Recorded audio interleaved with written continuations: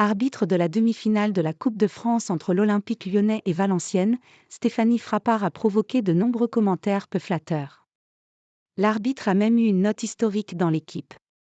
Envoyé spécial de la chaîne L'Équipe à Lyon, Giovanni Castaldi n'a pas traîné pour dire tout le mal qu'il pensait de Stéphanie Frappart après le match au LVA et notamment deux décisions, à savoir le but refusé aux nordistes et surtout le pénalty accordé à Lyon en début de seconde période et qui a permis à Alexandre Lacazette d'ouvrir le score.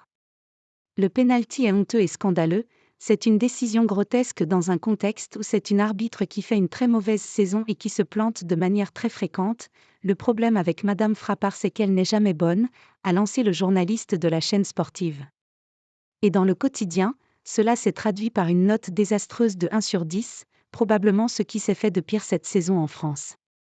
Cela a fait du bruit au point même que Vincent Duluc, journaliste expérimenté, a consacré un long article à cette note, expliquant que certains voyaient là du sexisme.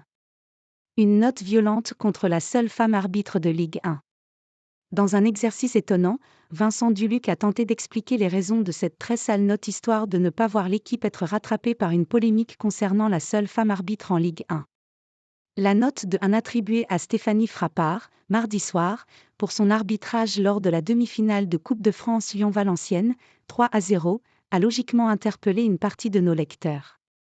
C'est une note rare pour un joueur comme pour un arbitre, moins rare qu'un 10, mais néanmoins exceptionnelle. Le débat, en tout cas, peut s'ouvrir au moins dans deux directions, la valeur réelle de l'arbitrage de Madame Frappart, mardi soir, et l'éventuel reproche d'un sexisme.